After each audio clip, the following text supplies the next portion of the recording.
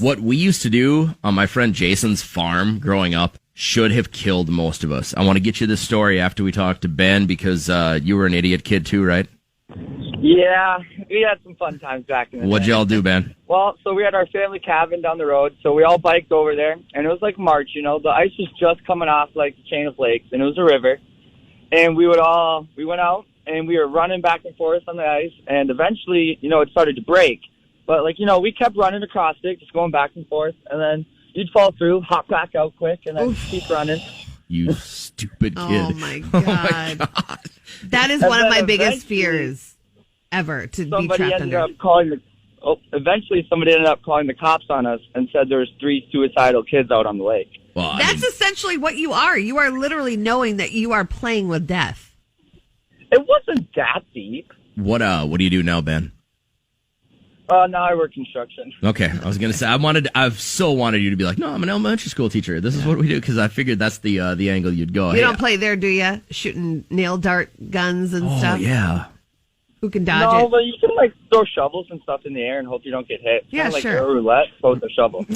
Russian roulette. Well, thanks, Ben. You exemplify the listener of this show. Thank you, sir. If anybody wonders why road construction does not get done faster, it's because of Ben and Ben's the crew. throwing shovels in the air. All right, I got to break this down for you All guys. right. This is back in the day, and this is how old I am, but we used to have a couple of sets of lawn jarts. They were the metal tip ones. There was a pound of steel sharpened to a fine point on these things, and then they had like a plastic fin on it. You know what I'm talking about, lawn jarts. Why? What are they? Are they a game? It's a game. Why are So they invented? the way it was sold was you get this plastic circle. It's like a giant bracelet, like a hula hoop, actually.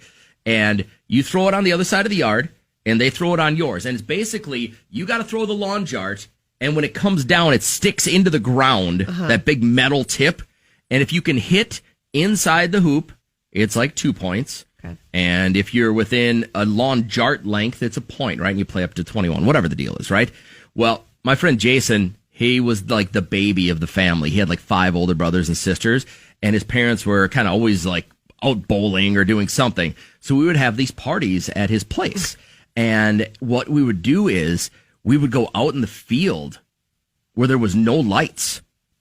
And we'd say, all right, half of you guys go down there and half of us are going to go over here. And we would take these lawn jarts and whip them as high as we could in the air. It's pitch black. All you have is the moonlight. Yeah. There is no way of seeing where this thing is. Oh, my God.